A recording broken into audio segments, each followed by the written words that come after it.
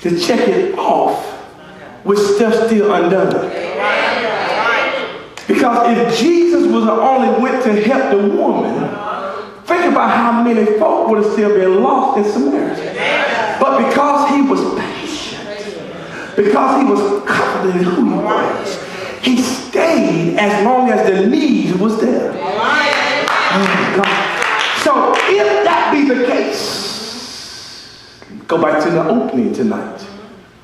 We're at the peak of the mid of the holiday season. We're this time of the year where everybody want to do Thanksgiving baskets and food drives. The need is longer than 2 months. So be hungry all year long. I don't see nobody needing longer food drives. I don't see nobody needing longer visits or prayers. No longer visits, but we only want to do what the season says to do. But the harvest is greater than the season. That there are still people in need of the season.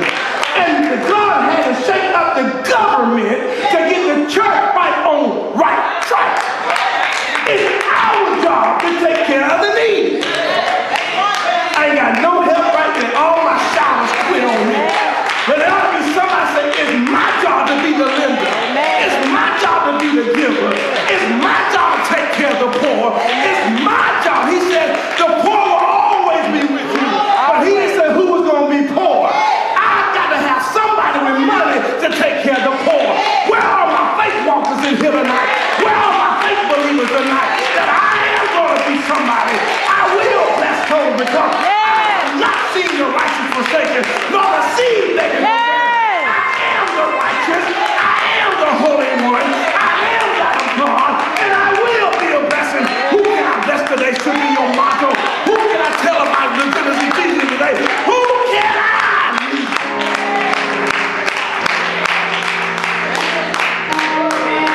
Church, time out. We've had a year of rest.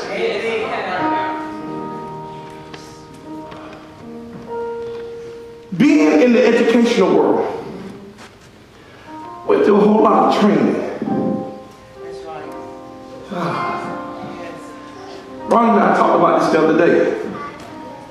She says, Jamie, you're not as way as much as you have been the last 2-3 years. So baby, thank God that cycle has come to a halt. I said, reflecting, Zeke, of my cycle time, there was a class I took on self-reflections. It says, if you never pause to reflect over your day, you'll never know what you need to do to improve on tomorrow. We're too busy rushing through the day. And sometimes we need to pause to think what happened through the day. As I self-reflected over this year ministry, I've learned that we had a lot of rest. We've rested well. Whether it was lazy rest, by choice rest, but we rested. And I like to also take, in that self-reflection, it taught us to take the negative and pull a positive out. So I said to myself, if we rested, meaning we hadn't done anything this year, maybe we rested for the upcoming year. So the positive out of it is, now we got the energy to go forward with the momentum of a clear vision.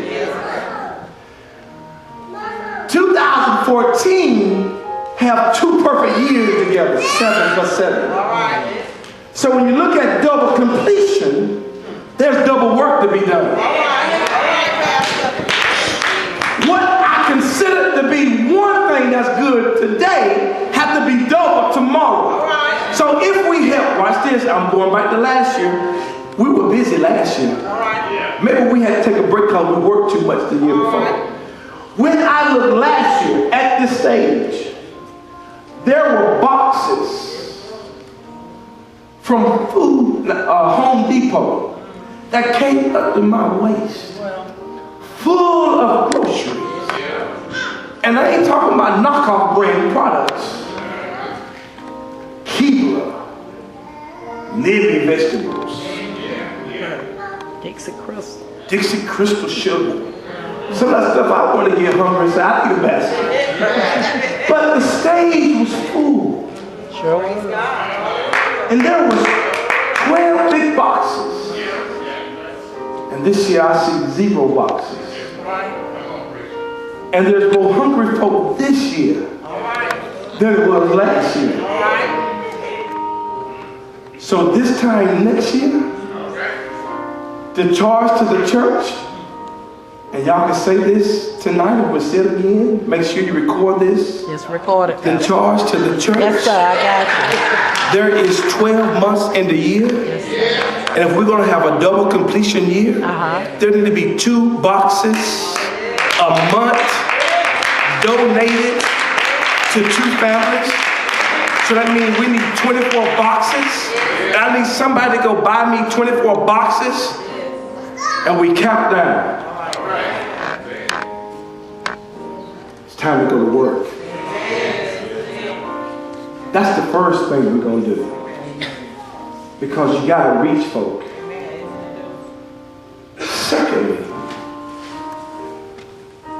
I'm charging everybody to reach one. I don't care if you go to Living Faith or somebody else's church or your own church.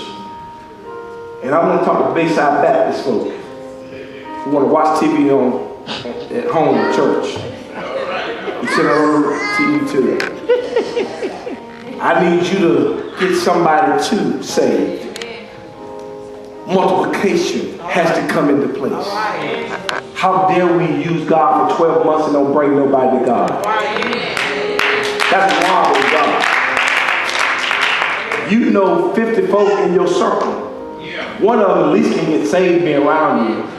Because if you're the salt of the world, we the salt of the world and the light of the world, we ought to bring somebody to the light. So, Brother Carl, I've been asked of obedience tonight. I don't know. I've been obedient. I've learned that. And I don't know what you about to do. But they told me to ask you to come. And they said, you know why. But as he's coming, I want to really charge us as Christians. Go tell somebody. Invite them to see who impacted your life. Everybody knows something what Jesus has done for you. Tell them, he changed my heart. And after he do whatever he does, I pray, close us out with that heart of worship before we leave, because we need to have a heart of worship.